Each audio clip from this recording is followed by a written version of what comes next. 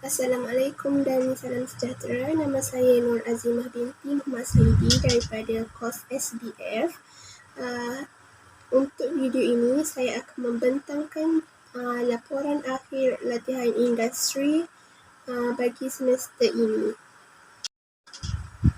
Pertama, saya akan menerangkan objektif latihan industri.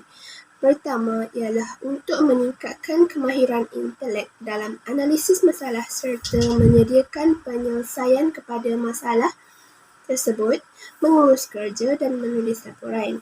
Kedua, meningkatkan sahsiah dan kefahaman dalam menjalankan tugas secara individu dan berkumpulan dalam situasi kerja sebenar.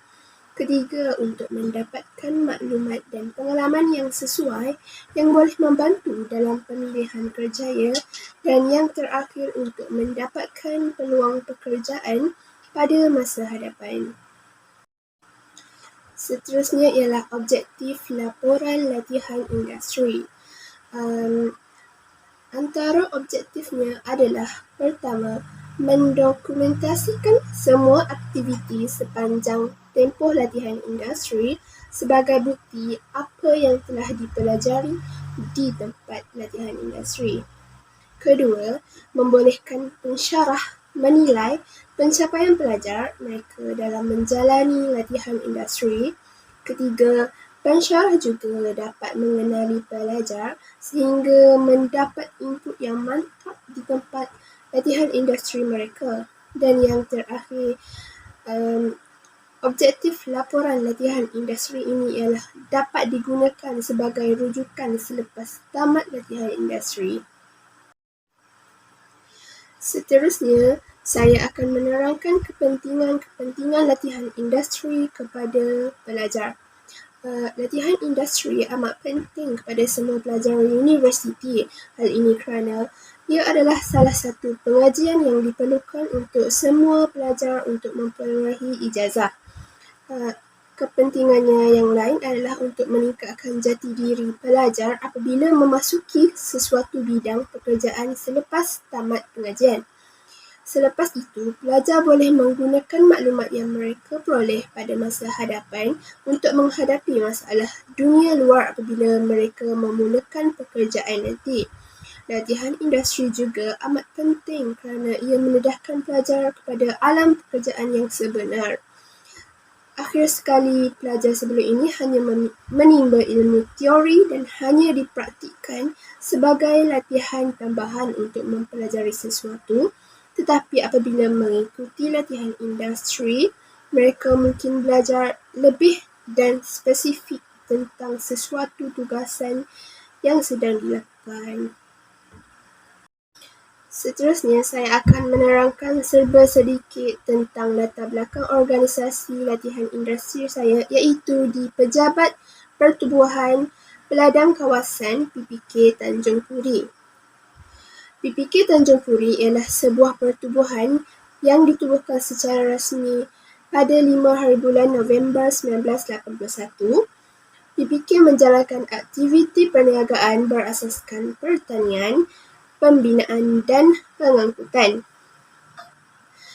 PPK merupakan sebuah pertubuhan peladang di bawah naungan Lembaga Kemajuan Pertanian Kemubu Kedah. Ia terletak di Kampung Dewan Beta, Kota Baru, Kelantan. PPK Tanjung Puri terdapat 17 unit kawasan dan seramai 2,430 ahlinya. Badan pengurusan PPK adalah terdiri daripada pegawai-pegawai yang dipinjamkan oleh Kedah, sementara kaki tangannya pula adalah terdiri daripada mereka yang dilantik oleh PPK sendiri. Anggota lembaga pengarah dipilih oleh ahli-ahlinya melalui mesyuarat agung tahunan. Antara aktiviti yang dijalankan di PPK Tanjung Puri adalah seperti pembekalan, pemasaran, kontrak atau tender, kejuruteraan ladang, pengangkutan, kedai peladang, hartanah, sewaan khemah dan alat kenduri, dan dewan serbaguna. Seterusnya, saya akan menerangkan Visi, misi dan moto PPK Tanjung Puri. Visi PPK Tanjung Puri adalah menjadikan sektor pertanian sebagai teras dan peneraju perkembangan teknologi, ekonomi dan sosial kawasan PPK Tanjung Puri, Kelantan.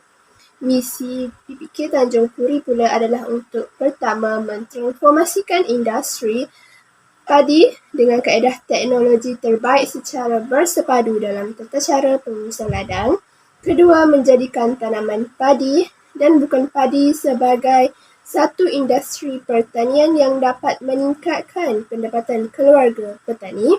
Ketiga, memaksimalkan keuntungan PPK daripada kegiatan ekonomi yang dilaksanakan.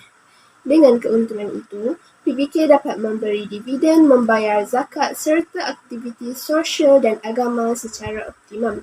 Dan yang terakhir, mewujudkan peluang-peluang pekerjaan kepada ahli-ahli dan masyarakat sekitar secara langsung mengurangkan pengangguran dan membantu menurunkan kemiskinan lega petani.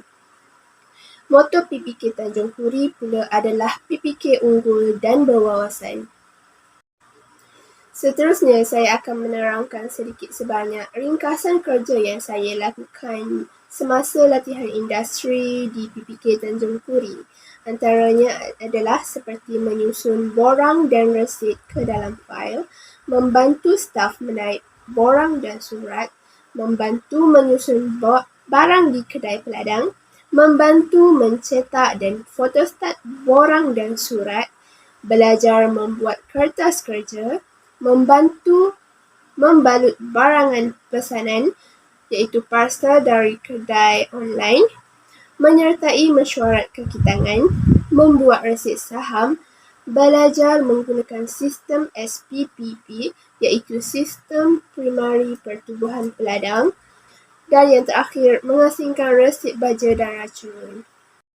Sebagai kesimpulannya, latihan industri telah memberi peluang untuk merasai situasi bekerja yang mempunyai banyak perbezaan dengan situasi pembelajaran di universiti. Kesimpulannya, latihan industri adalah untuk memberi manfaat kepada pelajar kerana ia boleh membekalkan setiap pelajar dengan pengalaman dan pengetahuan yang berguna. Justru itu, pelajar boleh memberi komitmen yang baik kepada setiap tugas yang diarahkan dan mendisiplinkan diri, terutamanya pekerjaan yang melibatkan keselamatan dan juga berkumpulan. Sekian daripada saya, terima kasih dan Assalamualaikum.